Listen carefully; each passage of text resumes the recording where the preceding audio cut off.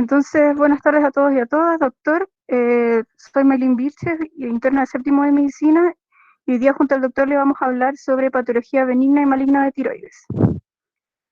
Esta es nuestra hoja de ruta. Vamos a hablar un repaso muy breve sobre lo que es la anatomía del cuello y de la glándula tiroides, de la histología, un poco de función endocrina, el estudio general de la glándula tiroides, y después vamos a pasar a las patologías específicas que serían el nódulo tiroideo y alguna propuesta sobre patología benigna de tiroides, finalmente patología maligna de tiroides, que sería el cáncer de tiroides. Aquí vemos una fotografía sobre la anatomía del cuello y la glándula tiroides. La glándula tiroides es la glándula endocrina más grande del cuerpo.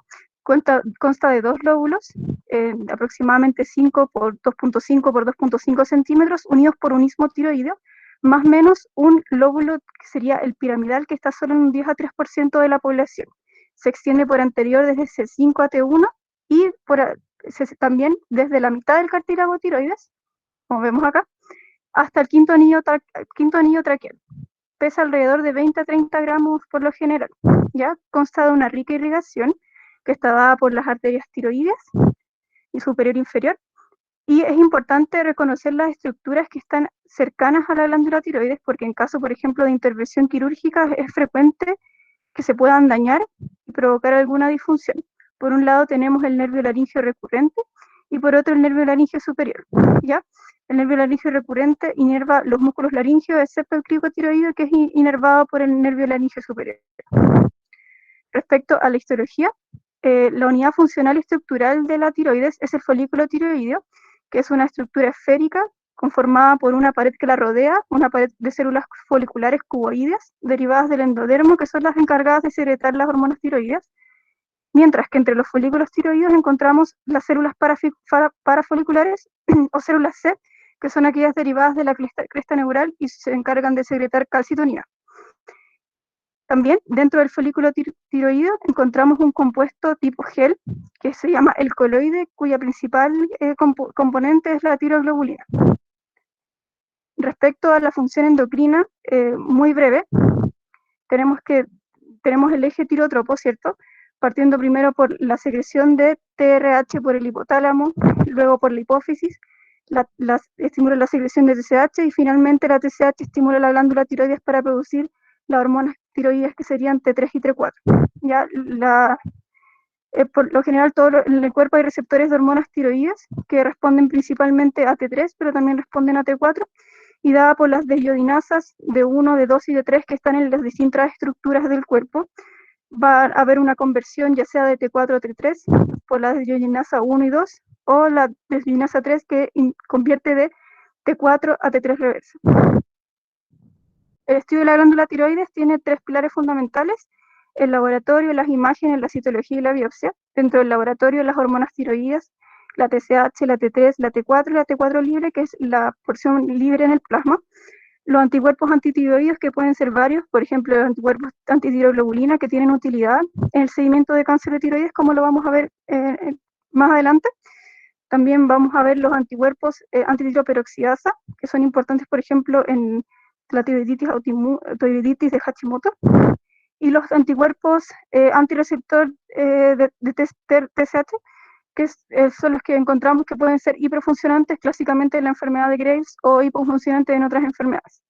La calcitonina también es medible, ¿ya? Pero se usa en situaciones bastante especiales, como vamos a ver en las siguientes diapositivas. Las imágenes las más importantes serían la ecografía tiroidea, la tomografía computarizada, el cintigrama tiroideo.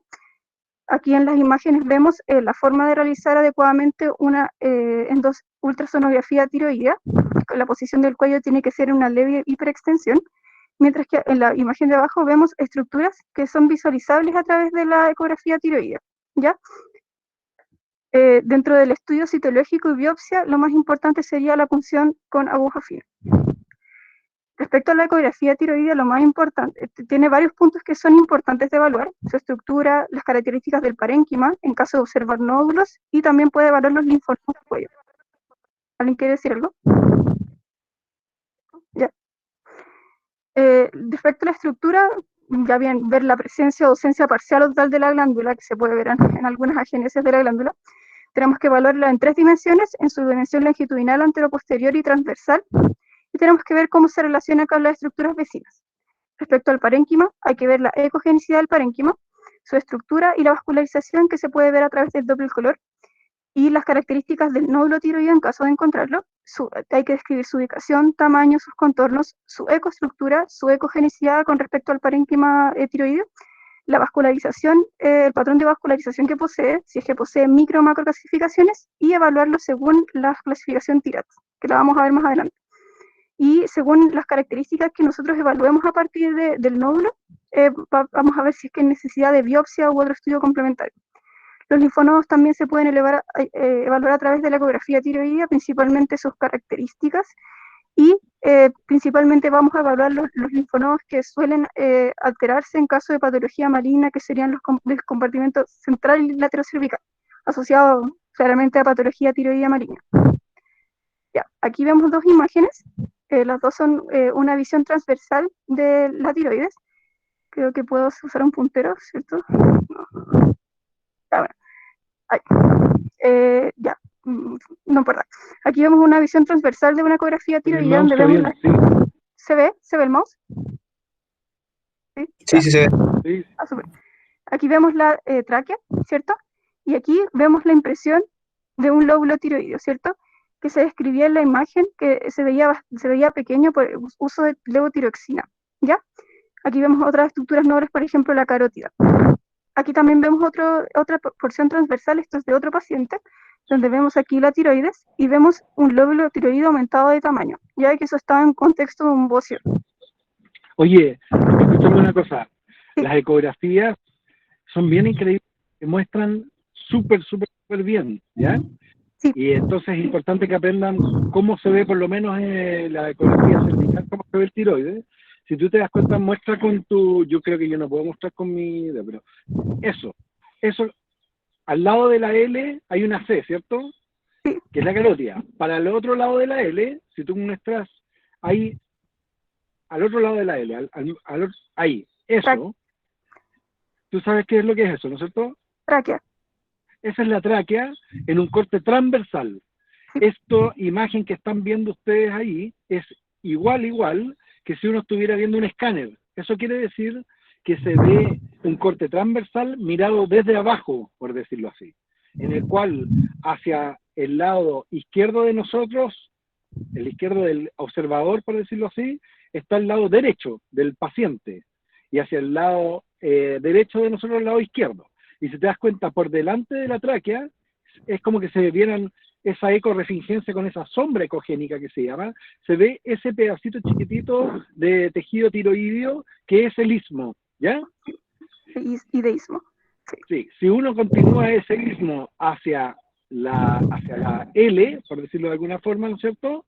Te vas a dar cuenta que eso que está entre la tráquea y la carótida es el lóbulo tiroideo del lado izquierdo. Y si se dan cuenta, es un lóbulo que no tiene ni nódulo, no tiene nada, se ve bien parejito, por decirlo así.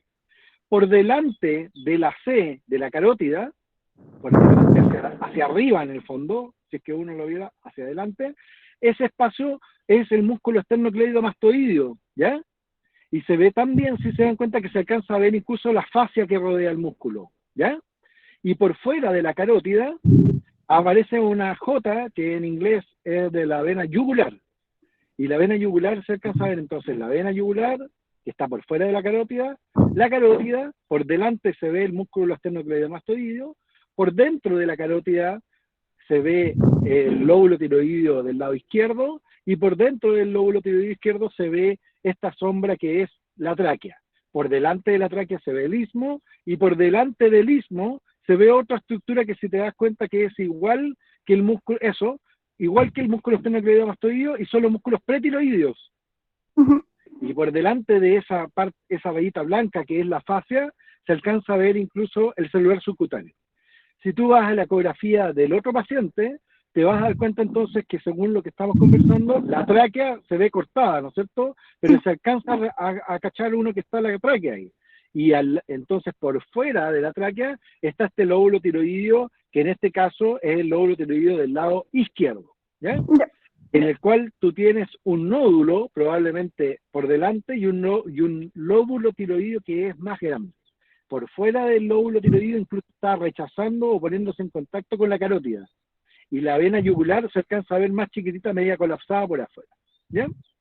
Súper. Ya. Entonces ahí tenemos un poco más o menos más claro cómo se visualiza la tiroides en una ecografía. Pasando a otro examen, que es la punción aspirativa por aguja fina. Espérame, porque estaban preguntando qué es la M, dice. ¿Cuál es la M? La M son los músculos pretiroideos, eso, ¿ya? Está la S, el esternocleidomastoideo, y la M son los músculos pretiroideos. La E, me están preguntando ahí, eso, no sé qué es lo que es la E. Dice que el esófago. Ya, entiéndeme, eso es inhabitual que uno lo vea, a menos que el ecografista te lo esté mostrando en particular. Pero como es el lado izquierdo, si se acuerdan de la anatomía topográfica, en el lado izquierdo, a nivel cervical, el esófago es un poco más lateral por una forma de S itálica que tiene, ¿ya? Sí, súper. ¿Alguna otra pregunta? Es que no puedo ver el chat, así que... Ah, ya, creo que están todas las dudas resueltas. Ya. Siguiente entonces, la punción aspirativa por aguja fina, la PAF, que es la aspiración de células para un posterior estudio citológico. Por lo general se usan agujas de 19 a 21G y puede ser guiada por ecografía, como no, en algunos casos si el nódulo es palpable de manera macroscópica. Sí, puede ser utilizado con o sin anestesia local y por lo general es un procedimiento ambulatorio que es poco invasivo y genera muy poca tasa de complicaciones. Los hematomas menores son la más frecuente, los hematomas mayores, ya que son una urgencia porque podrían generar compromiso de la vía aérea, son muy raros. Y también otra complicación frecuente es el dolor local, pero por lo general son complicaciones que son bien toleradas por los pacientes. El cintigrama tiroideo es una técnica de radiología nuclear que utiliza radioisótopos, o bien conocidos como radiotrazadores del yodo, como el 123 yodo, o el pertenato de tecnesio 99. ¿Ya? Por lo general, las células foliculares normales captan este compuesto y lo almacenan en su lumen folicular. ¿Ya? Se pueden observar distintos patrones según la capacidad de captación del tejido, asociado ya a distintas patologías tiroides. Se pueden, por ejemplo, ver nódulos hipercaptantes, nódulos hipocaptantes, que hay una hipercaptación difusa de la glándula o hay una hipocaptación difusa de la glándula. Por lo general las complicaciones son dolor en el sitio de inyección, aunque también leí que podría darse por vía oral, el radioisótopo, hipersensibilidad al radiotrazador, que puede llegar hasta anafilaxia, y el riesgo de exposición fetal o del lactante, por lo que está contraindicado en pacientes embarazadas. Oye, Maylin, Sí. la cintigrafía es bueno conocer, porque antes la cintigrafía era parte del estudio del nódulo tiroideo clásico, ¿ya? Y se podía informar los nódulos que eran hipercaptantes o calientes, tibios o isocaptantes, fríos o hipocaptantes, y según eso se podía tomar conducta. Hoy en día el cintigrama básicamente se deja reservado en cuanto al estudio del nódulo tiroideo para los pacientes que son hipertiroideos, ¿ya? Y eso, en el fondo tú lo que tienes es un paciente que consulta por un nódulo tiroideo o varios nódulos tiroideos, miras en el fondo la función tiroidea con la TSH, y si la TSH está baja, quiere decir que es hipertiroideo, y esos pacientes tienen indicación de ser, digamos, de hacerse un cintigrama si corresponde. Ahí te puede dar básicamente los resultados que tú mostraste ahí. Te puede decir que lo que tienes es una captación difusa del tiroides completa, lo que se ve habitualmente en patología como el vaso de Graves, ¿ya? Y en general te muestra una captación difusa, y si el paciente tiene un nódulo, te muestra como un defecto de llenado, por decirlo así. Entonces tienes en el vaso de Graves que tenga, además del vaso de Graves, un nódulo. Habitualmente el patrón es que es hipercaptación con un nódulo frío. Claro. La otra causa para un nódulo y que sea hipertiroideo el enfermo es el adenoma tóxico o el adenoma folicular funcionante, en el cual tienes el opuesto en el cintigrama. Tienes un cintigrama que no capta nada la glándula, y el nódulo capta todo, por decirlo así, ¿ya? No. Eso es importante porque los nódulos que son de esa forma, como el adenoma tóxico, se dice que el 99% o más son benignos, fíjate, ¿ya? Mientras que en una persona con un vaso de Graves con un nódulo frío, se dice que el porcentaje de que ese nódulo sea maligno es un poquito más alto que en la población general.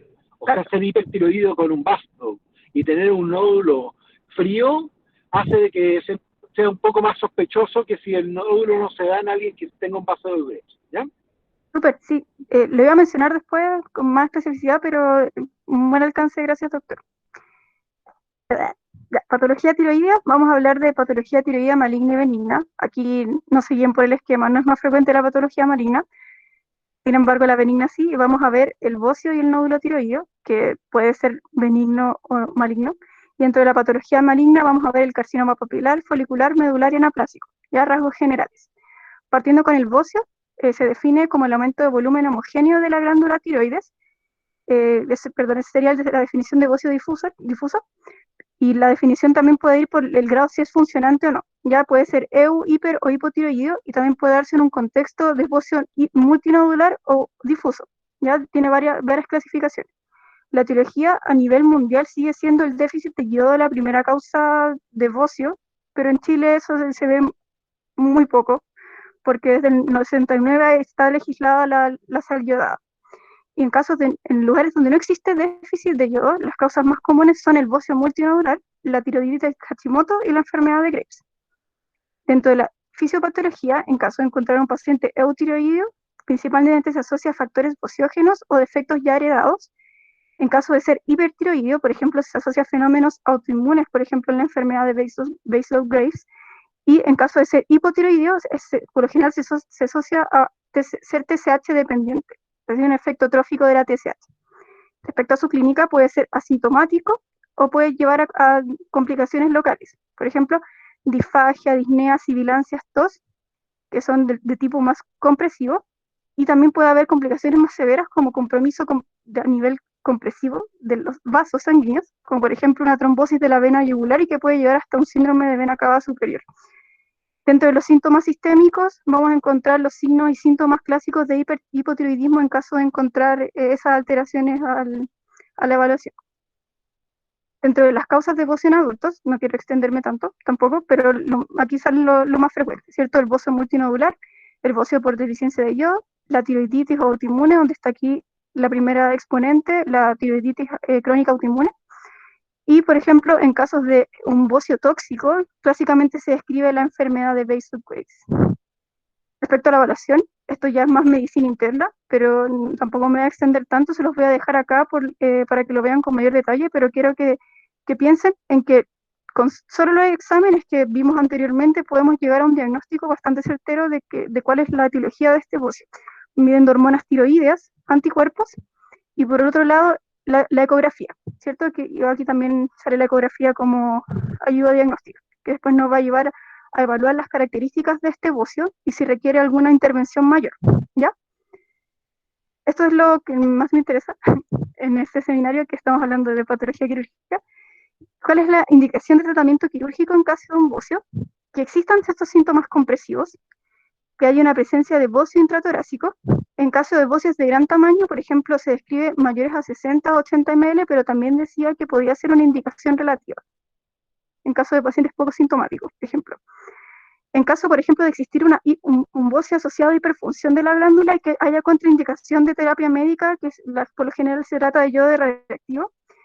En caso de que haya un bocio nodular indeterminado, en el cual no podemos establecer con claridad el diagnóstico y para quedar más tranquilos podríamos obtener algo, por así decirlo, una biopsia excisional. Y en caso de una sospecha de malignidad fundamentada al examen físico, por ejemplo, y en caso de fracaso al tratamiento médico. Ya, eso sería bocio. Pasando a la otra patología, el nódulo tiroideo, que se define como un aumento focal del tamaño de la tiroides que se diagnostica mediante palpación o bien mediante ecografía, que es muy frecuente el hallazgo de un nódulo incidental en pacientes que se hacen exámenes ecográficos o de otro tipo. Puede ser uni- o multinodular, y lo importante respecto al nódulo tiroideo es que es necesario excluir una neoplasia maligna. Ya vamos a ver que son las menos, pero de todas maneras se hace necesario excluirla. Por ejemplo, ya, vamos a ver un poco de epidemiología. Es más frecuente en mujeres que en hombres, en una relación 3:1. En el 5% de las mujeres y en el 1% de los hombres existe un nódulo palpable clínicamente. Entre el 19 al 68% de los nódulos son detectados por ecografía, perdón. El 50 al 70% de los nódulos se observan en personas mayores de 60 años. El 90% de los nódulos será benigno, mientras que solo un 5 al 15% será maligno. ¿Ya?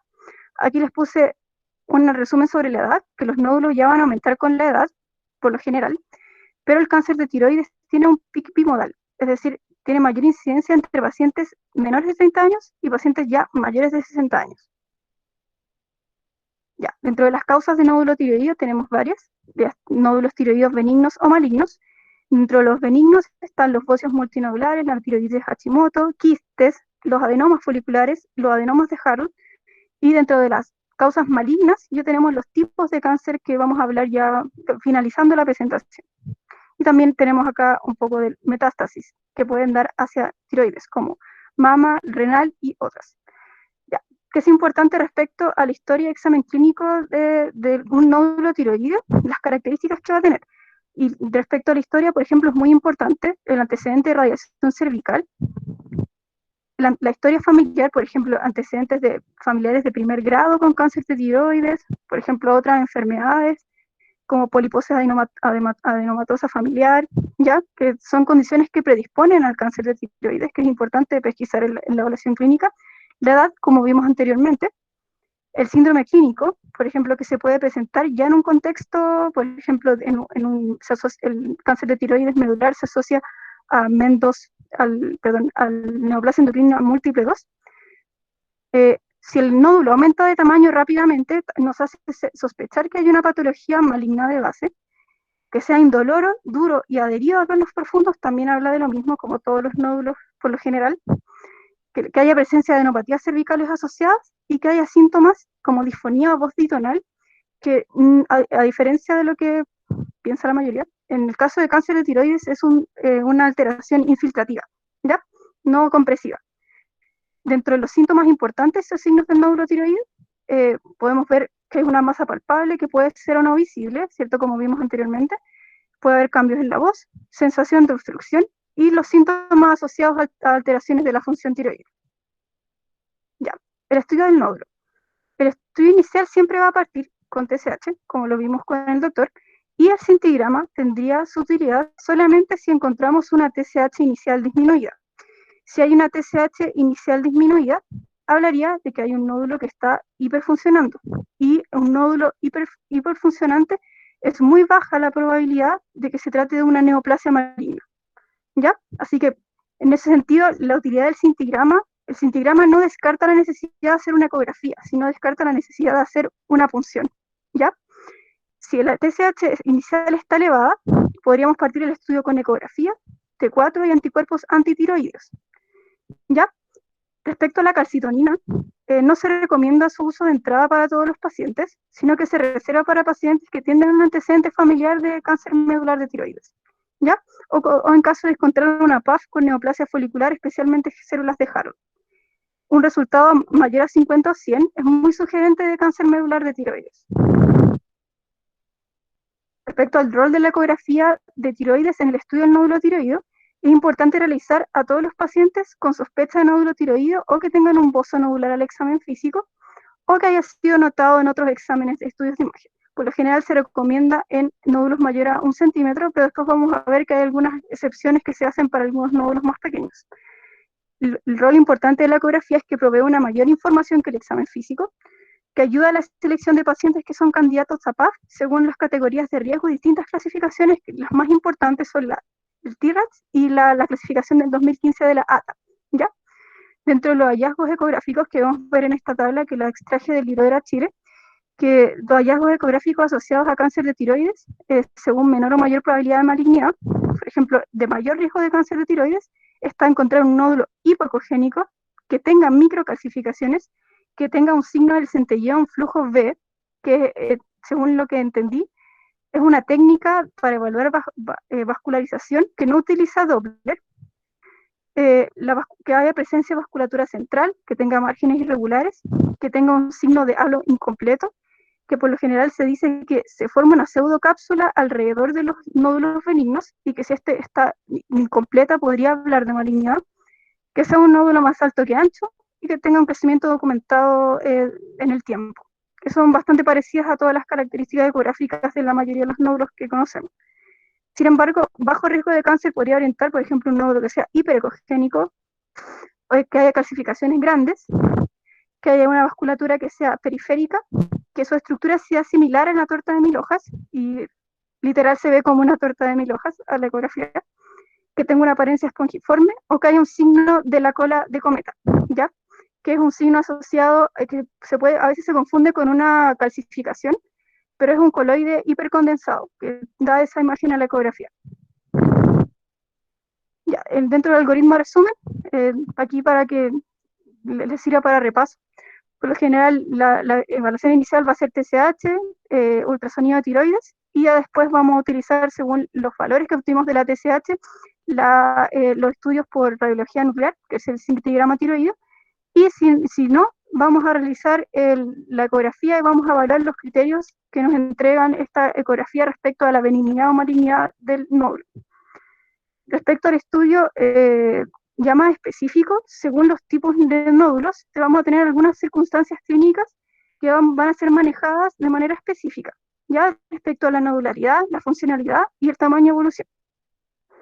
Por un lado, el número de lesiones, por ejemplo, en el bóceo multinodular, en el cual se ven varios nódulos de formas y tamaños distintos, usualmente de carácter sólido quístico, y como habíamos mencionado anteriormente, se asocia a la tiroiditis de Hashimoto. ¿Cuándo se puede indicar cirugía en estos casos? Porque ya son varias lesiones, ¿cierto? Cuando hay una cirugía en caso de compromiso rápido, crecimiento rápido, o que haya grandes tamaños nodulares, o también lo mismo, compromiso de la vía aérea endoterósica. Por lo general son siempre las mismas indicaciones que se van repitiendo. Si un nódulo es sospechoso, por ejemplo, al evaluar la gran cantidad de nódulos que hay y encontramos uno que es distinto o que llama la atención por sus características sospechosas, se trata como nódulo único. Ya su estudio se realiza como nódulo único. En caso de que haya un bóceo uninodular o nódulo único, que es lo mismo que hemos estado viendo anteriormente, que la mayoría son benignos, y su indicación de cirugía, las siguientes opciones. Por ejemplo, que haya un crecimiento de mayor a 2 milímetros o más del 20% del diámetro en 6 meses de seguimiento. En el caso de ser quísticos, se pueden drenar hasta 3 veces, y si recurre después de esta tercera, se puede intentar cirugía también, en caso de ser mayor a 4 centímetros, y en caso de ser funcionante, que haya una contraindicación a la terapia con radioyodo. Respecto al tamaño de evolución, lo mismo, las mismas indicaciones se van repitiendo. Mayor a 4 centímetros siempre es indicación quirúrgica, principalmente porque tienen mala respuesta al tratamiento médico. En caso de obtener una PAF negativa y que el nódulo continúe creciendo, también es una indicación, en caso de un crecimiento acelerado y mantenido, pero en pacientes, la diferencia se hace en pacientes que tienen una alta carga de morbilidad o que son frágiles. Por ejemplo, ser más flexibles respecto al crecimiento que puedan tener estos nódulos. Por lo general se habla de nódulos menores a 1.5 centímetros en este grupo etario. Respecto a la funcionalidad, como ya hemos visto, en caso de ser hipertiroideo, por lo general se trata de un basal Graves, y se describe que, como había dicho antes el doctor, se asocia a un mayor riesgo de malignidad en caso de existir, por ejemplo, un cintigrama donde se ve una tiroides hipercaptante y se ve un nódulo único hipocaptante, ¿cierto? Eso es como un patrón de malignidad asociado al basal Graves. En caso de ser un adenoma tóxico, es un nódulo que produce hipertiroidismo, se trata por lo general con radioyodo, y la cirugía, las mismas indicaciones, 3 a 4 centímetros o que haya contraindicación al manejo médico de este nódulo. En caso de tiroiditis subaguda, que es la causa más frecuente de dolor en la región tiroidea y se caracteriza frecuentemente por la presentación por fases. Cuando se presenta en una fase de hipertiroidía, es decir, hiperfuncionante, el cintigrama será no captante porque habrá un daño masivo de la glándula tiroides. Y la ecografía se puede ver pseudonódulos y por lo general es una enfermedad autolimitada que no requiere cirugía. Pasando ya con más detalle los hallazgos ecográficos, como lo había mencionado anteriormente, por ejemplo, acá se muestra un nódulo tiroideo, ¿cierto? Que se ve con este patrón de hipogenicidad respecto al tejido tiroideo, y se ve una vasculatura a nivel central. A la histología de este nódulo resultó ser un carcinoma medular de tiroides. respecto a las características ecográficas que nosotros podamos obtener, tenemos dos clasificaciones más importantes. La primera es la TIRADS, que va a definir el grado de malignidad del tumor según las características de su composición, de su ecogenicidad, de su forma, de los márgenes y sus focos ecogénicos, ya otorgando puntos, según como vemos aquí, y entregando también un porcentaje de malignidad y ayudando también a la necesidad de avanzar un poco el estudio con otras técnicas, ¿ya? Bueno, aquí se las dejo para que la vean en mayor detalle, pero generalmente es de TIRADS desde 1 hasta 6, ¿ya? Siendo 1 tiroides normal, 2 nódulos benignos, 3 probablemente benignos, el 4 nódulos de identidad incierta, el TIRADS 5 ya es probablemente maligno, y ya es 6 cuando es malignidad ya que fue ya detectada por biopsia o punción.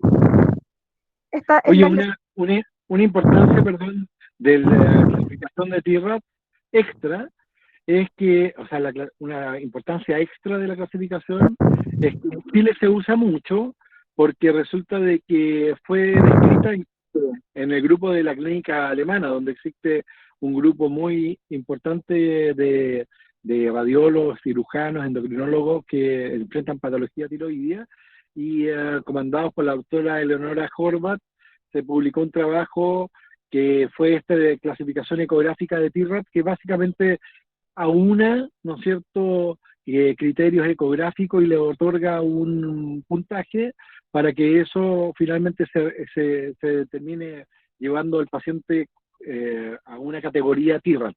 Entonces es muy parecido a a lo que se usa en mamografía con BIRADS, pero que se usa ecográficamente en TIRADS, y en Chile se usa mucho porque como es gente muy conocida, es gente que forma también otras personas, y obviamente la clasificación de ellos en Chile tiene esa extensión.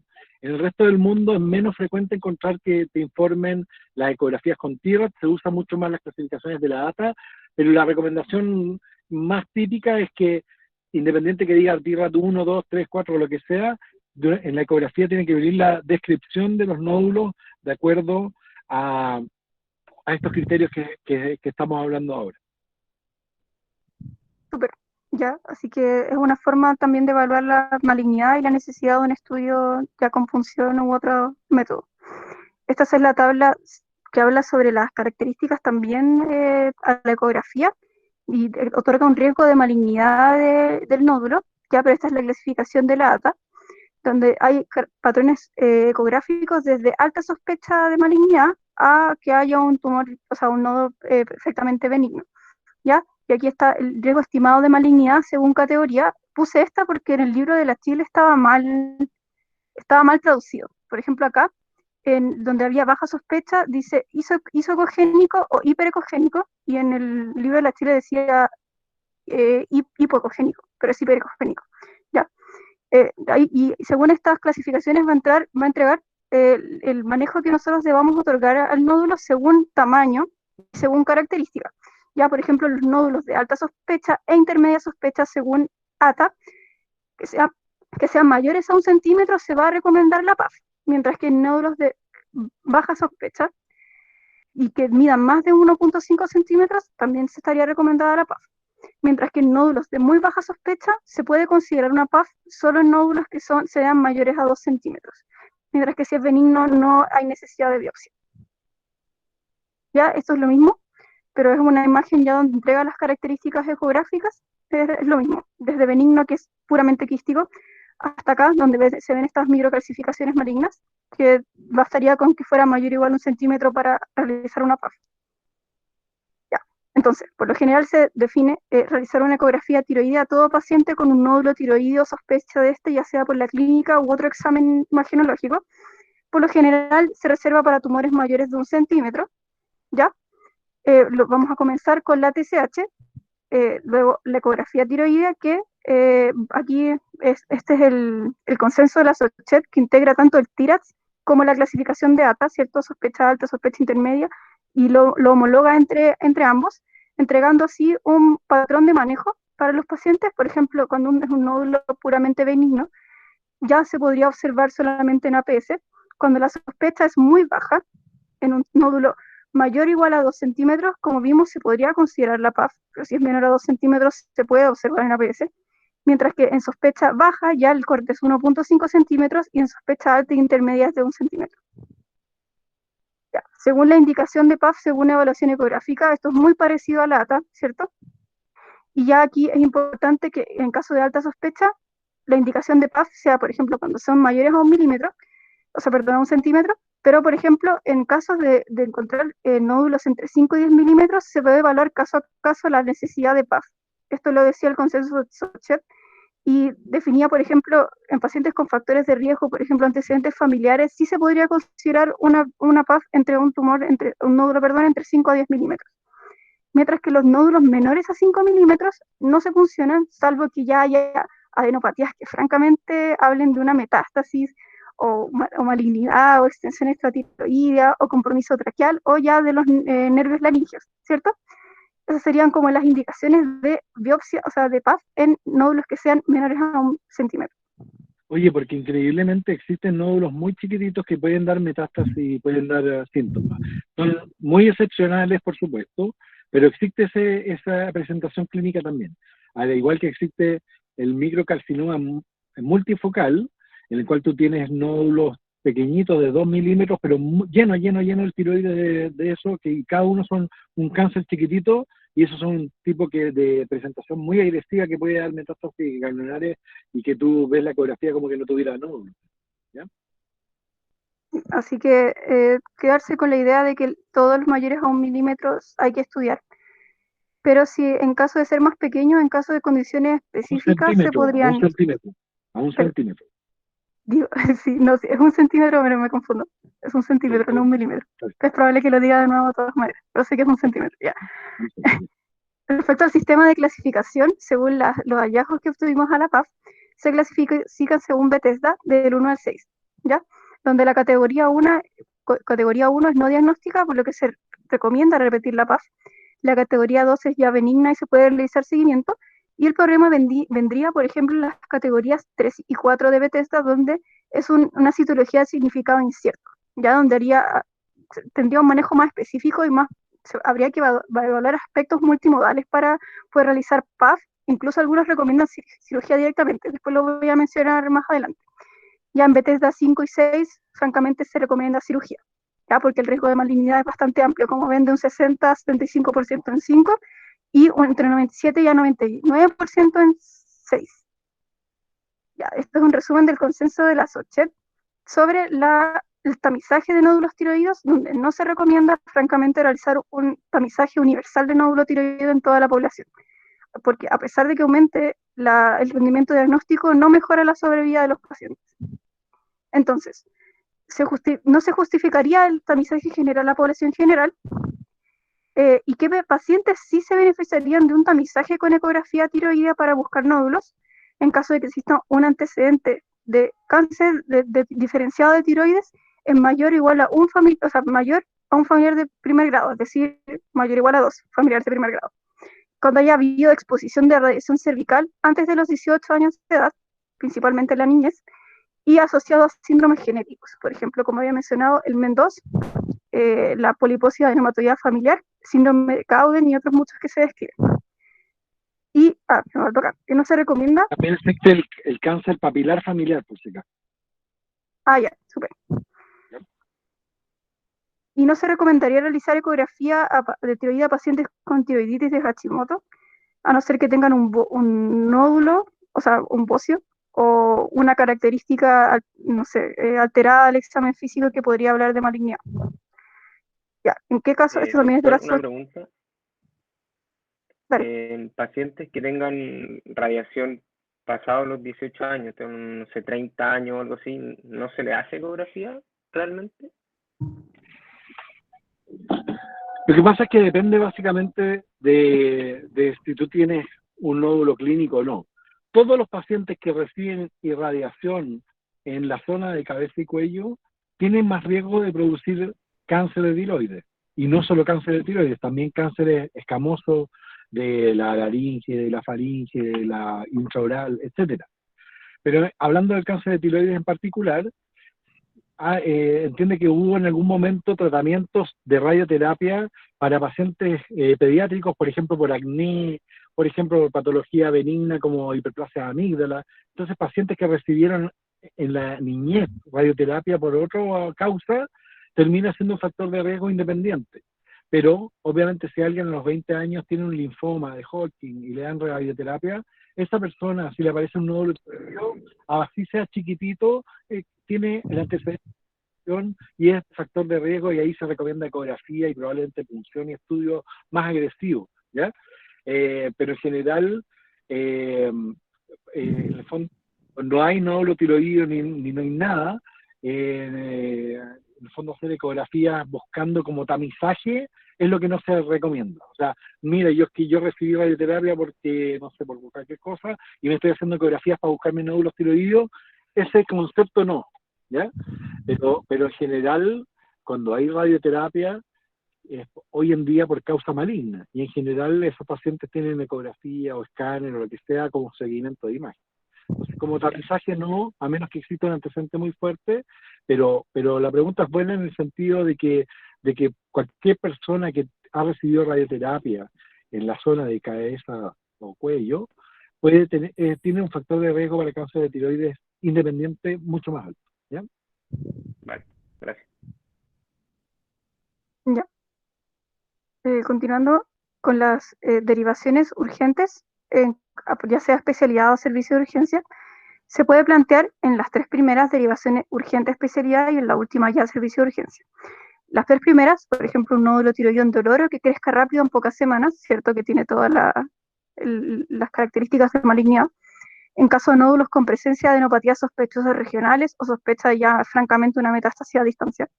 Y siempre nódulos sólidos mayores a 4 centímetros y o con síntomas de compresión local, infiltración atribuibles al nódulo, por ejemplo, disfagia, sensación de ator o disfonía.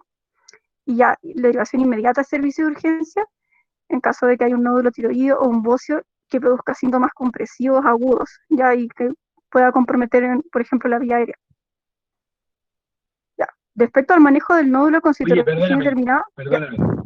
Una de las razones para las cuales se produzca esa compresión que lleva a la urgencia, con síntomas compresivos, puede ser un nódulo tiroideo que sangre, por decírtelo, ¿ya? Habitualmente en mujeres jóvenes con nódulos grandes, se puede ver en las neoplasias foliculares en la hemorragia intranodular que produce compresión y puede ser una emergencia desde el punto de vista de vía aérea, ¿ya? Es raro que llegue a la compresión completa que la persona se muera, pero puede producir síntomas compresivos que hacen que la resolución quirúrgica sea pronta, por decirlo así. Pero la otra razón es que existen los cánceres anaplásticos y existe el cáncer que es el linfoma de tiroides. Esos pueden llegar a crecer muy rápido y producir compresión rápida.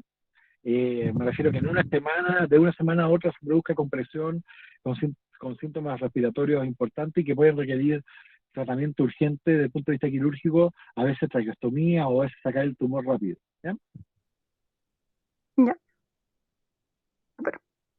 Respecto al manejo del nódulo con citología indeterminada, que es lo que les había mencionado, Bethesda 3 y 4, va a ser una evaluación multimodal. Se van a integrar varios factores que van a llevar a un manejo u otro, ya, pero en general, por ejemplo, si se evalúan factores clínicos de riesgo de cáncer y están presentes, o sea, hay un riesgo ecográfico alto, o si ya al estudio ya citológico o de inmunistoquímica hay alto grado de posibilidad de cáncer, ya tiene más utilidad hacer francamente una cirugía diagnóstica, ¿ya?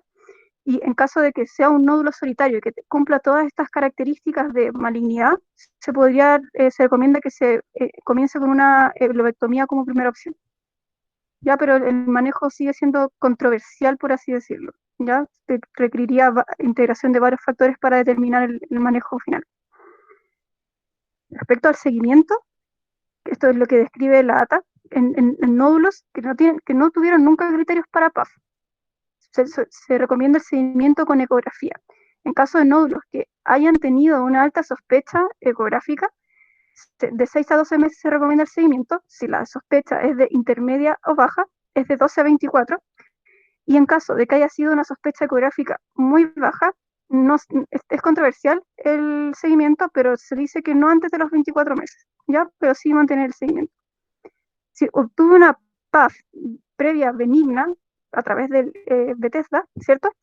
pero aún yo mantengo una sospecha ecográfica a través de mis criterios, ya sea TIRATS o ATA, de alta sospecha, se recomienda una evaluación dual, con ecografía y PAF a los 12 meses, ¿ya? Porque hay mayor riesgo de malignidad. Si hay una sospecha bajo intermedia a mis criterios ecográficos, se recomienda una ecografía entre 12 y 24 meses, y se podría intentar una PAF si crece o si adquiere características sospechosas a la ecografía. Y en caso de ser de muy baja sospecha, la utilidad es dudosa del seguimiento. Ya por lo general, algunos no lo realizan o ya lo realizan no antes de los 24 meses de evolución. Ya. En resumen, las indicaciones de cirugía que las hemos ido diciendo a lo largo de la presentación, que la presencia de nódulos grandes con indicación por efecto de masa o ya prominencia en el cuello, que haya nódulos endotorácicos con riesgo de compresión de la vía aérea, nódulos quísticos grandes que recurren luego de las punciones evacuadoras. Recuerden que el límite era 3, un nódulo funcionante en que el tratamiento médico está contraindicado, es decir, que no puedo usar radioyodo. En casos de BTS indeterminado, cuando se requiere establecer un diagnóstico con certeza, como ya vimos con esa las evaluaciones de alto riesgo, y en caso de nódulos benignos a PAF, pero con sospecha clínica de malignidad que no se puede confirmar de otra manera. ¿Ya? Pasando ahora al cáncer de tiroides, es un problema GES, ¿ya? Que tiene contemplada su sospecha, su diagnóstico, tratamiento y seguimiento. ¿Ya? Dentro de la patología maligna de tiroides encontramos el cáncer diferenciado de tiroides, que es el principal exponente, siendo dentro de ello el mayor el cáncer papilar de tiroides en un 80%. Luego seguiría el cáncer folicular en un 11% y después el células de Harrod, que el células de Harrod antes se consideraba un subtipo de tumor, o sea, de cáncer folicular, pero ya ahora se sabe que es una entidad diferente. También se describe otro tipo de cáncer, el cáncer medular de tiroides, ¿cierto? Y respecto a otros tipos de cánceres no diferenciados, se describe el famoso cáncer anaplásico, que es muy malo. Ya. Este es un esquema que habla del origen de los tumores, del cáncer de tiroides, perdón, donde tendría por acá origen en las células foliculares, ¿cierto? Estas células cuboides que conformaban el folículo tiroideo, y en las células parafoliculares, donde está el cáncer medular de tiroides. Dentro de las foliculares estaría el cáncer diferenciado y el indiferenciado, que característicamente es el anaplásico. Mientras que los tumores diferenciados estaría el papilar, el más común, el folicular en segundo lugar, y otros, donde están células de Harrod y eso. Ya. Dentro de los niveles cervicales importantes a evaluar en caso de sospecha de cáncer de tiroides son los grupos linfonodaes que se describen a nivel del cuello, y que por lo general, en caso de existir diseminación, serían estos grupos, al grupo 6, 2, 3 y 4, ¿ya?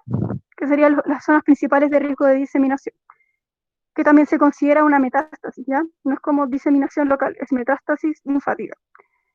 Ya. Unas pocas palabras sobre los tipos de cánceres. El cáncer papilar, que se asocia mayor a mujeres, pero en un pico entre los 30 y 50 años, es el 80% de los cánceres de tiroides, y hasta un 50% de los casos puede ser multifocal. Típicamente se describe en un patrón no encapsulado y puede ser parcialmente quístico, ¿ya? Y característicamente su diseminación es linfática, 6, 2, 3 y 4. Y la distancia es poco frecuente, que puede ser a pulmón o metástasis óseas. Por otro lado, el cáncer folicular es el 11% de los cánceres de tiroides, con un pico un poco más avanzado en la edad, de 40 a 60 años, más frecuente también en mujeres y en regiones con déficit de yodo. El elemento característico de este cáncer folicular es que hay una invasión de la cápsula del adenoma, ya que lo diferencia del adenoma folicular. Y también puede haber distintos grados de compromiso vascular, que es lo que va también a una implicancia pronóstica. Respecto a la diseminación, la hematógena es más frecuente, a diferencia del papilar, ¿cierto? Donde la diseminación era principalmente linfática. Y puede ser a pulmón, hígado, cerebro o piel. Aquí vemos distintos patrones de malignidad, ya la ecografía. Aquí vemos un nódulo que es hipocogénico respecto al parénquima, ¿cierto? Aquí vemos también otro nódulo que es hipocogénico respecto al parénquima y tiene este aspecto como un microlobulado, ¿ya? También vemos acá un nódulo que es irregular, hipocogénico, con características calcificaciones, ¿cierto? Y acá el nódulo que es más alto que ancho, ¿cierto? El eje mayor es acá y no acá.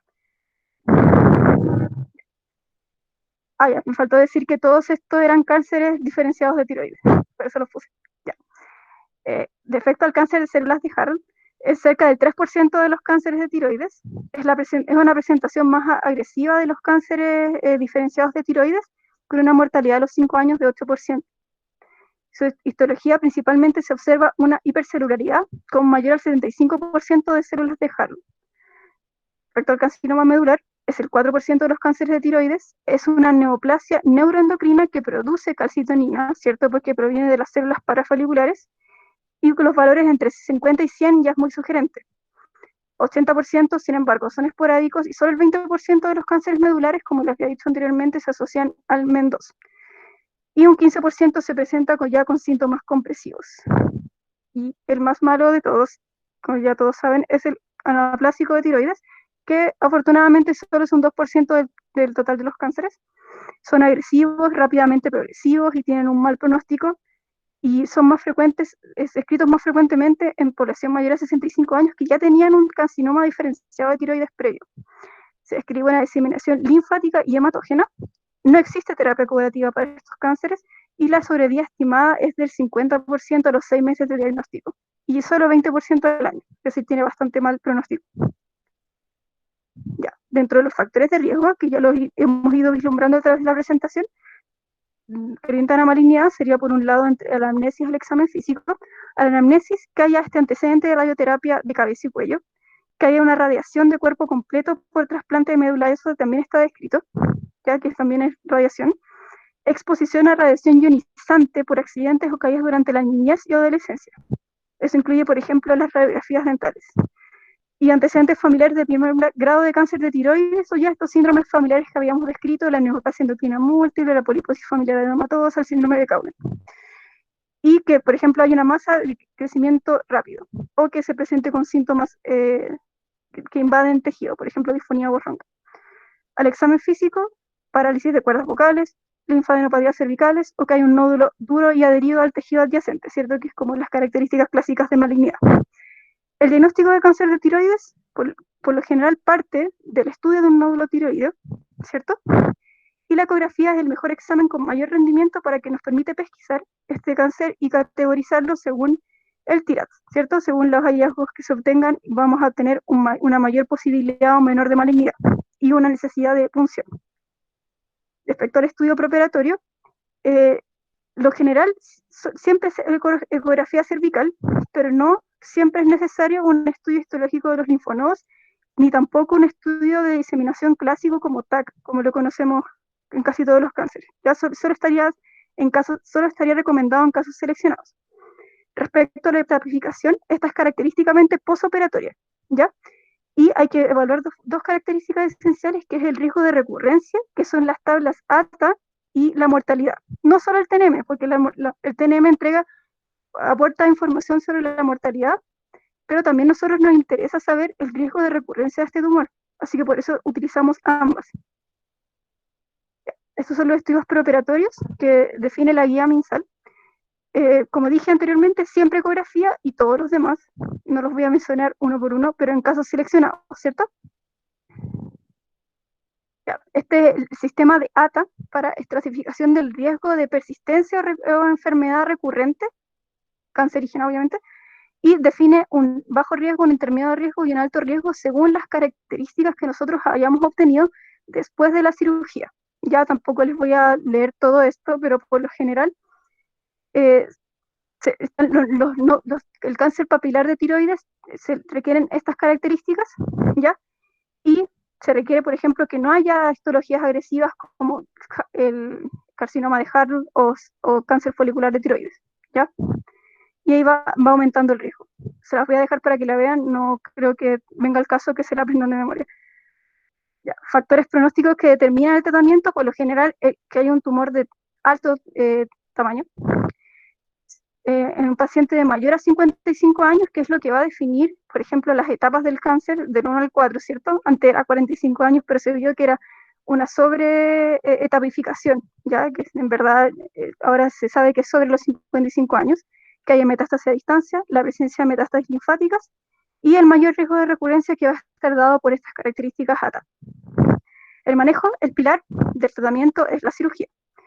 Hay distintas técnicas que se pueden realizar.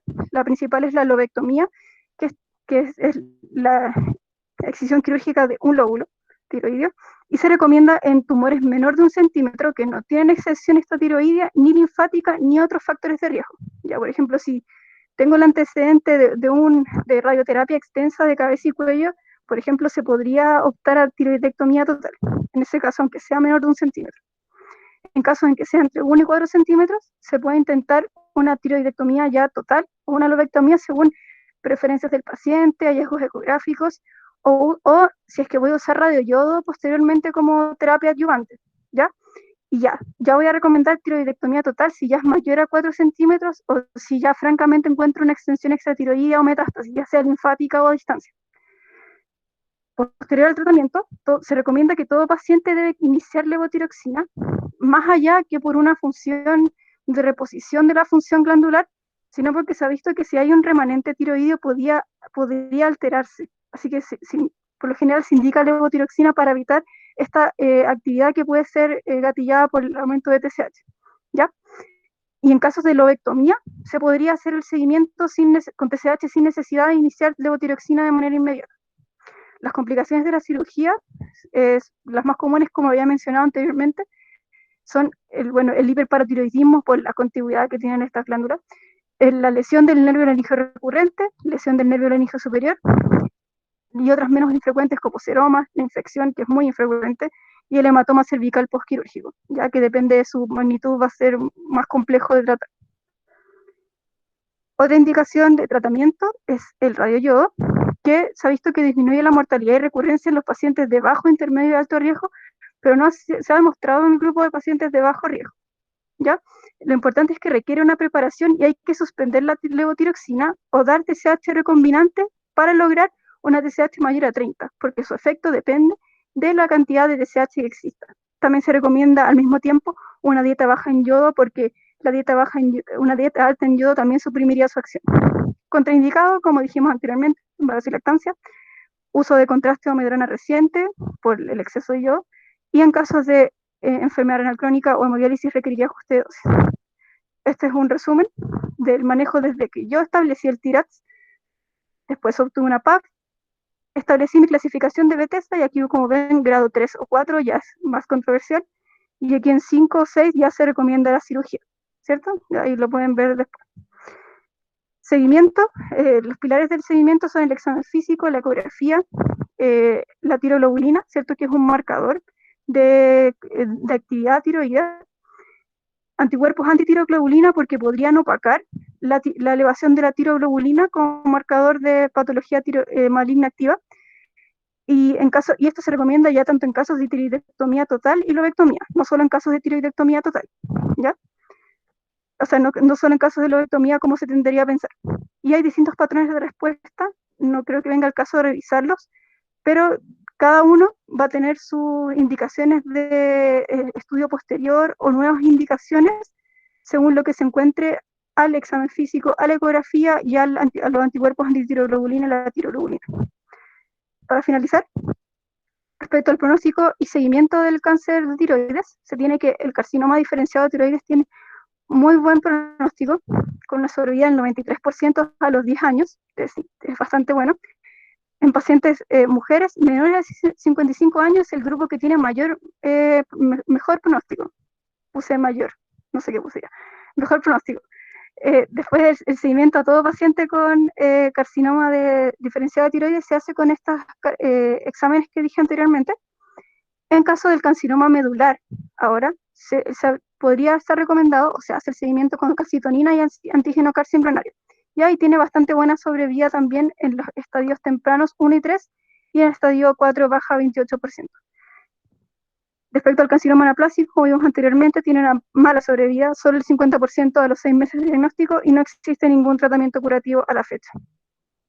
En conclusión, el nódulo tiroideo es una condición frecuente, el 90% van a ser benignos y solo un 5 al 15% van a ser malignos. El rol de nosotros entonces va a ser descartar que este nódulo sea maligno, y los exámenes de primera línea van a ser la ecografía y la TSH, por lo general a los nódulos mayores a 1 centímetro. Sí, después se va a proseguir con TRATS o ATA para evaluar la necesidad de un PAF y va a establecer su clasificación Bethesda según corresponda. La patología maligna representa, como dije anteriormente, entre un 5 a 10 a 15% de los nódulos tiroides. El cáncer papilar es el más frecuente. El pilar de tratamiento es la cirugía, ya sea una lobectomía o una tiroidectomía según las características del tumor y algunos factores de riesgo del paciente, ¿cierto? La metástasis a linfonodal o a distancia. Y el seguimiento se realiza con ecografía, tiroglobulina y anticuerpo antitiroglobulina. Y en caso de cáncer medular, calcitonina más antígeno canceronario. Eso. ¿Alguna pregunta?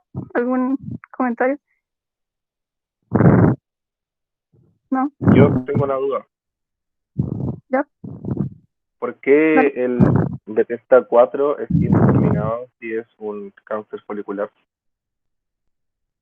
Porque Oye, no- escúchame, yo les voy a contestar todo eso. Miren, después de años de estudio, de años de estudio, les voy a resumir. Este es uno de los mejores seminarios que yo ya he visto todo esto, ¿eh? Felicitaciones. Súper Gracias. bueno. Así que realmente te felicito. Así, sinceramente te lo digo. Está muy bueno. Me tienes que mandar la presentación si puedes después, para que me la prestes. Gracias. Oye, después de años de estudio, yo te puedo hacer el siguiente resumen. Cuando llega una persona a la consulta de uno puede en pocos momentos, si es que viene consultando por un nódulo tiroideo, hacer un primer filtro, que es un filtro clínico, que habitualmente en las, ¿cómo que se llama? En los textos no se menciona mucho. Por ejemplo, si llega una persona que tiene 17 años y es un hombre con un nódulo tiroideo que se ve, ¿ya? Y cuando te saluda te dice, hola, ¿cómo está? Pase, hola, doctor, y tiene disfonía, ese es un nódulo maligno así contrario, por decirlo así, hasta que se demuestre lo contrario. Tienes ahí evaluado inmediatamente factores de riesgo como la edad. Tú sabes que ¿por qué cuántos niños con cáncer de tiroides han visto? Pocos, ¿no es cierto? Porque obviamente, o con nódulos tiroideos. Habitualmente cuando una persona es jovencita no tiene nódulos. Esta es una patología de las personas que tienen entre 30 y 40 años, mientras más años se va teniendo, más nódulos van apareciendo. Cuando alguien tiene 13, 14 años y tiene un nódulo tiroideo, es tan raro que uno piensa en malignidad al tiro. Lo mismo alguien que nunca ha tenido un nódulo tiroideo en toda la vida y de repente a los 65 o 70 años aparece un nódulo tiroideo, también es un factor de riesgo para pensar mal. Por eso que las edades extremas de la vida, menor de 18, mayor de 65, depende ahí de la guía que uno tome, es un factor de riesgo. Ser hombre, las mujeres tienen mucho más nódulos tiroideos, 3, 4, hasta 7 veces dependiendo de la población. ¿Por qué aparece un hombre con un nódulo tiroideo? Es porque el porcentaje de que sea sospechoso maligno es mucho mayor también. Los hombres habitualmente hacen pocos nódulos y cuando hacen, más veces entonces son malignos. Lo mismo con los antecedentes de riesgo de radioterapia, si aparece un nódulo, si hay antecedentes familiares, etcétera, todo lo que digo. Cuando esa persona viene a la consulta, tú sabes al tiro que puede ser maligno. El cuento está en que el 90 o más por ciento, 95% de las personas no tiene síntomas con el nódulo tiroideo, incluso si es que ese nódulo es maligno.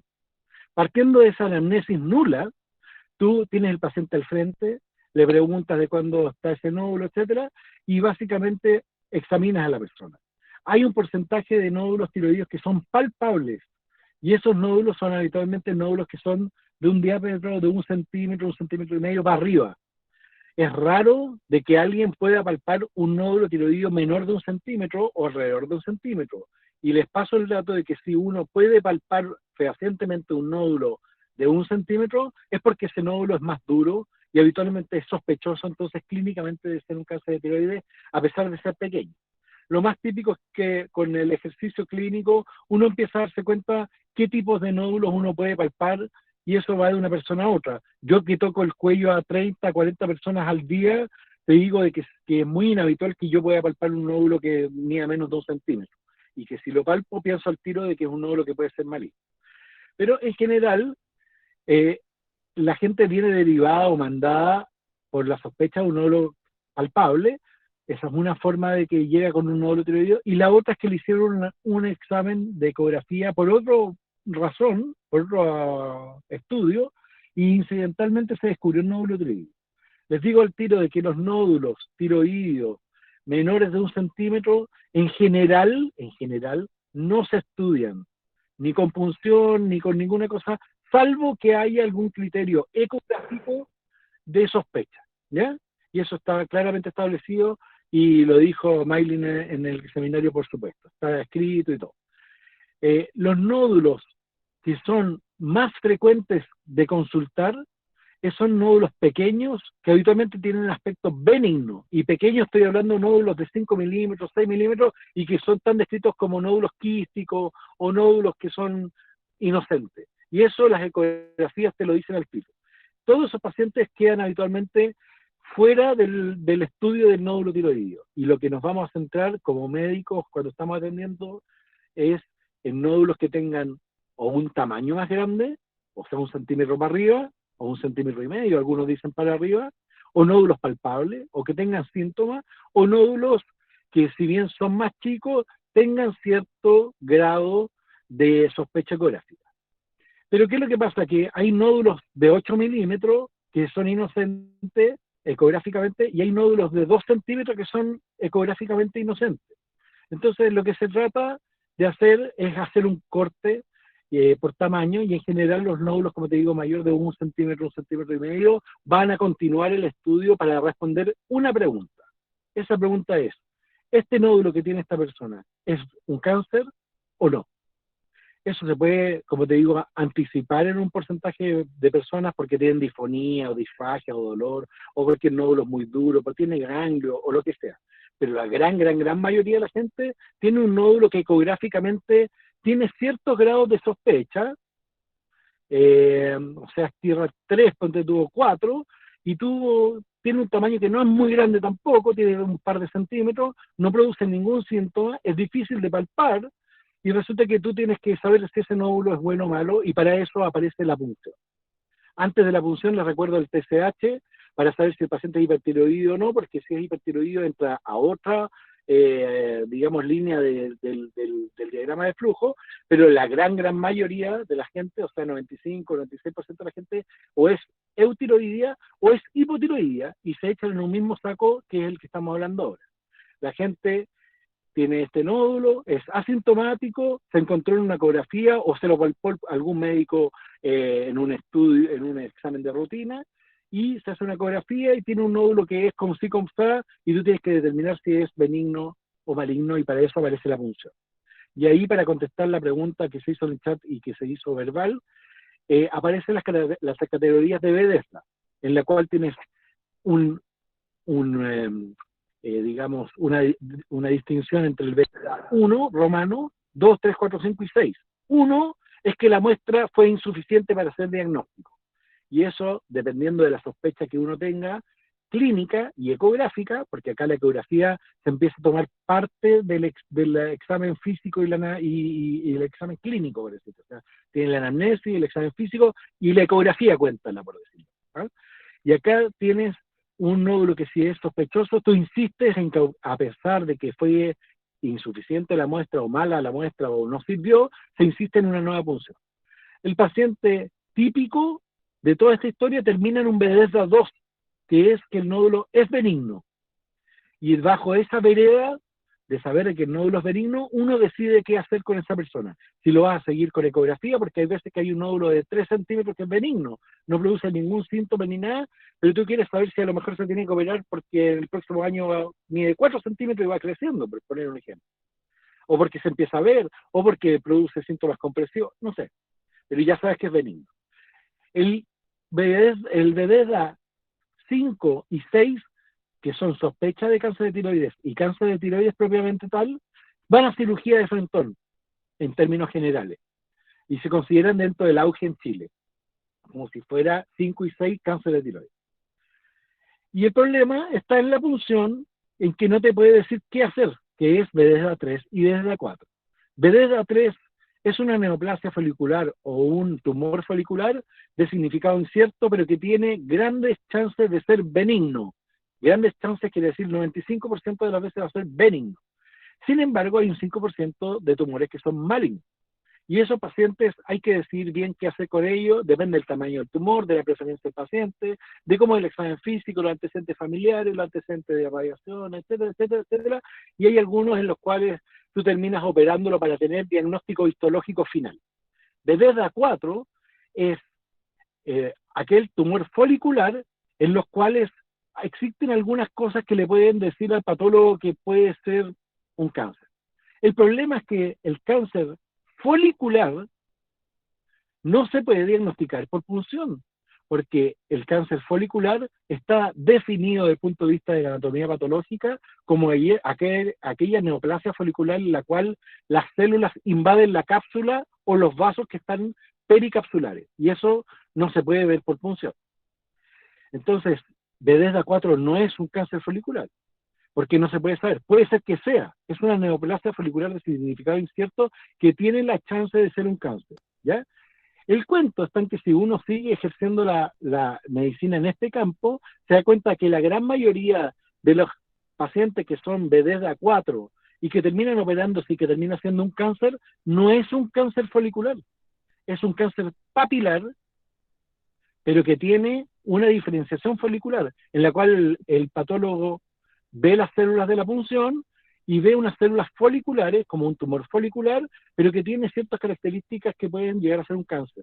Y ese cáncer, el más frecuente que da ese patrón, es el cáncer papilar, pero con diferenciación folicular, que es un subtipo muy frecuente por la demás. Entonces terminas teniendo el BD de A3 y 4, la indeterminación celular de qué es lo que es, en el fondo si es benigno o maligno, pero en general el BD de A4 tiende a ser de resorte quirúrgico porque un porcentaje no menor, vale decir como un 25-30%, va a terminar siendo un cáncer papilar con diferenciación folicular y por supuesto puede ser un cáncer folicular que es mucho menos frecuente. En cambio el BD de A3 te da la oportunidad de sentarte a conversar con la persona y a observarlo, a repuncionarlo, etc.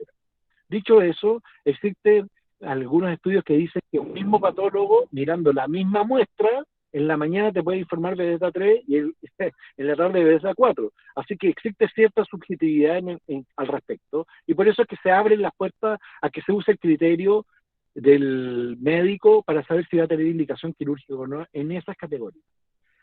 Después de todo, tienes que saber además de que el cáncer papilar es uno de los cánceres más, y folicular, se engloban en un saco que se llama el cáncer diferenciado de tiroides, y son de los cánceres más curables de todos, ¿ya? Tanto así que el TNM clasifica una persona con un cáncer papilar con metástasis pulmonares, o un cáncer folicular con metástasis pulmonares, o hepática, como etapa 2, porque la sobrevida es así de buena incluso con metástasis pulmonares. Obviamente no es tan buena que cuando sale un cáncer de 6 milímetros o de 5 milímetros, pero son pacientes que vale la pena dar la lucha claramente. Al mismo tiempo que les digo esto, el cáncer anaplástico de tiroides, que es uno de los más malos de toda la historia de la medicina, el 60% de las veces proviene de un cáncer papilar que no se trató de larga data. Entonces una persona tiene un cáncer papilar, no se opera, y hay un porcentaje chico, que es como el 1% de los cánceres papilares no tratados, que puede ir y evolucionar a un cáncer anaplástico, que es uno de los más mortales de todos. Entonces, esa dualidad de comportamiento biológico hace que uno tenga a sabiendas que sobretratar algunos pacientes, y es por eso que algunos cánceres papilares de 8 milímetros se operan y nadie dice nada. Pero tú sabes de que muchos cánceres de 8 milímetros a lo mejor no van a evolucionar, y por eso es que existe hoy en día toda una tendencia incluso a poder observar cierto grupo de pacientes con cánceres con punción positiva, todo el cuento, pero que no evolucionan, y la gente se muere de otra cosa, de viejo, de lo que sea, y el cáncer papilar siguió midiendo 8 milímetros. Pero resulta que todavía la medicina no tiene la respuesta para determinar si esa persona con un cáncer de 8 milímetros, a lo mejor el próximo año tiene un cáncer de 2 centímetros con metástasis ganglionares, y finalmente es una de las personas que se ve de diferencia y tiene un cáncer anaplástico y se muere. Entonces eso hace que uno tenga que tomar medidas que tienden a ir hacia la seguridad de la persona, ¿ya? En ese contexto viene la cirugía, y después de la cirugía, dependiendo de la ¿cómo se llama?, de la histología final, se hará radioyodo o no, se hará seguimiento más o menos extensivo. Pero antes de la cirugía aparece un examen que es la misma ecografía que hablamos antes, pero una ecografía especializada, que es la ecografía de etapificación preoperatoria, en la cual tú le haces una ecografía a la persona a sabiendas de que tiene un tumor sospechoso o que es maligno, para saber cómo es el estado ganglionar de esa persona y saber si tienes que extender la cirugía más allá de una tiroidectomía o una lobectomía, sino que tienes que hacer a lo mejor una tiroidectomía con un vaciamiento de ganglio central, o hacia lateral cuando hay metástasis laterales de un cáncer de tiroides papilar o de otro tipo. Y ahí aparece esta ecografía especializada. Y lo otro que se tocó es que la etapificación de la persona para saber si tiene metástasis ganglionares, etcétera, en general se hace postoperatoria. Y la razón para eso es que en general la frecuencia de metástasis pulmonares, óseas, etcétera, es poca. La frecuencia de metástasis ganglionares es la más vista y eso se ve con la ecografía. Pero además, si tú quieres saber si tiene metástasis pulmonares, el mejor método es el centigrama, el rastreo sistémico con centigrama tiroideo, con yodo. Y para poder hacerlo necesitas haber sacado el tiroides antes. Entonces lo que se hace es sacar el tiroides en alguien que tiene un cáncer, se certifica el diagnóstico y se hace tratamiento con yodo, en el cual aparte de tratar los restitos de tiroides que puedan quedar en el cuello, se hace un rastreo sistémico, o sea, de la cabeza a los pies, en busca de tejido extra cervical que capte yodo y que sea o corresponda entonces a una metástasis de un cáncer de tiroides extra cervical, por ejemplo en el pulmón, en el hígado, en el hueso, en el cerebro. Y además, gracias a esta capacidad diagnóstica que tiene el yodo, tiene una capacidad terapéutica. Entonces tú sabes que si lo captó, como es yodo radiactivo, esa metástasis a distancia se va a estar tratando además. Y yo pienso que con eso que les digo, le puedo resumir un poquito cómo enfrentarlo. Básicamente el examen físico, la anamnesis, y este nódulo tiroideo, si es pequeño y es de aspecto benigno, se subestima, porque básicamente el 40% de las personas, o 50% de las personas que tienen 30, 40 años, si tú le haces una ecografía, tiene algún tipo de nódulo tiroideo considerado normal. El cuento está en que nódulos más grandes, o que van creciendo, o que están sobre antecedentes clínicos de riesgo, o que es hombre, o que es un nódulo que no estaba antes que apareció nuevo, o que es un nódulo que ecográficamente es sospechoso y aparece el TIRA, todas las clasificaciones que ustedes quieran, va a necesitar establecer la pregunta principal que hemos estado hablando, que es si el nódulo es benigno o es maligno. Y eso en general se hace con la punción. Hay veces que claramente es maligno ecográficamente, clínicamente, etcétera, y se puede proceder obviamente a la cirugía sin tener la punción, pero por motivos médicos legales y etcétera y de planificación, obviamente que muchas veces uno pide la punción además por eso. ¿Qué más preguntas?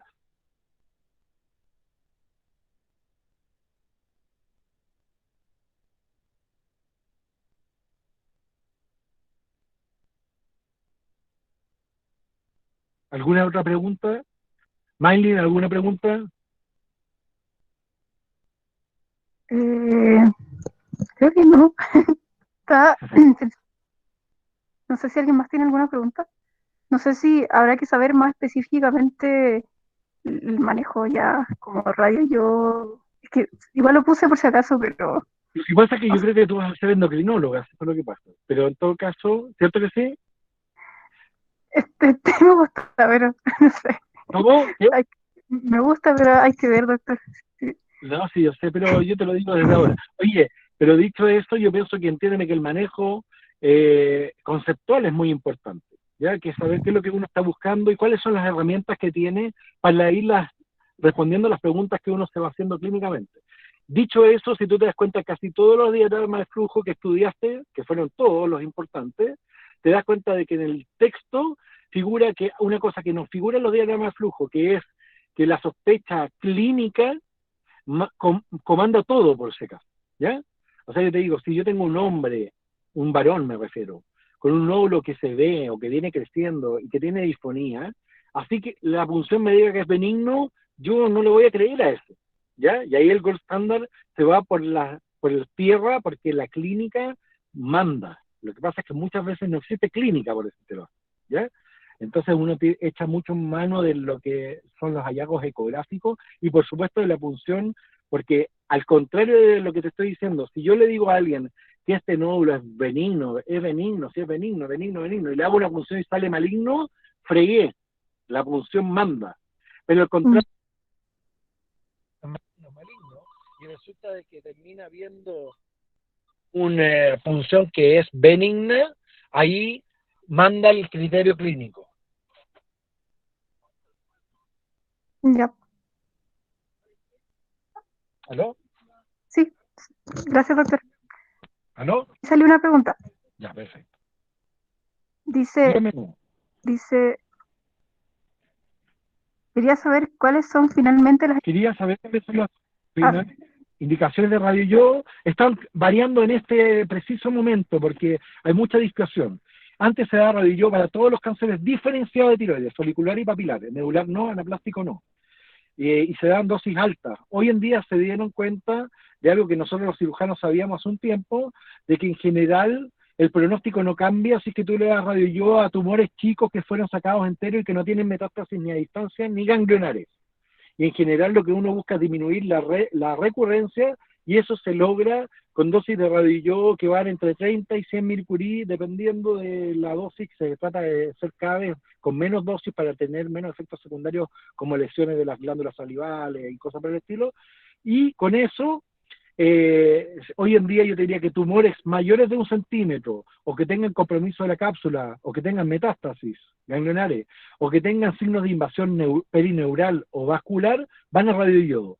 Todos los tumores chicos, microcarcinomas, que no tengan criterios de agresividad local, es decir, que lo traspasen la cápsula, no tengan metástasis, no tengan mayor número de mitosis, no tengan criterios de invasión perineural, etcétera, en general no necesitan radioyodo.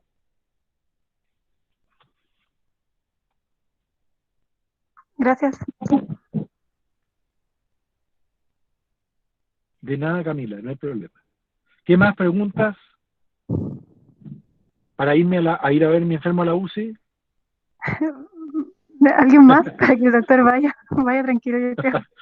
Qué pena, ¿viste? No, Doc, vaya nomás, vaya. No, entiéndame. Este seminario está súper bueno, así que, por favor, compártanlo y estúdienlo. Está súper bien llevado, súper bien hecho, ¿ya? Así que felicitaciones. Y Maylin, después me paso para que yo le ponga las notas, todo eso, y cuando puedas, mándame la presentación para ver si yo puedo aprovechar de ella para futuros educandos, ¿te parece? Sí, me parece. Yo se la mando, no hay problema. Ya, querida, muchas gracias. Ya, Eso. última posibilidad de pregunta, ¿alguien más? ¿Qué paciente ingresa al GES? Ya, todos los pacientes de DEDA 5 y 6 van al GES, así sean microcarcinomas. ¿Ya? Vededa 3 y 4 no. Y si después se opera un Vededa 3 o 4 y termina siendo maligno, así se llama microcarcinoma, ingresa al GES. Entonces, la punción va por cuenta del paciente. Así es en este momento, sí.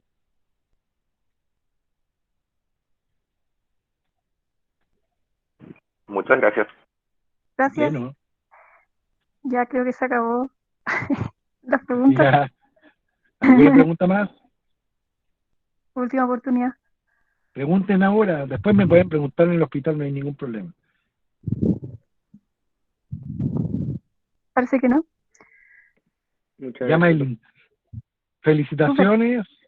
Vayan a descansar un rato, cuídense mucho y ojalá que nos podamos ver luego, ¿ya? Gracias, que le vaya bien con su paciente. Ya, que esté bien. Hasta luego. Chao, Chao, gracias. buenas Chao, noches a todos. gracias. Muchas gracias, Gracias a doctor. todos. Que estén muy bien. Hasta luego.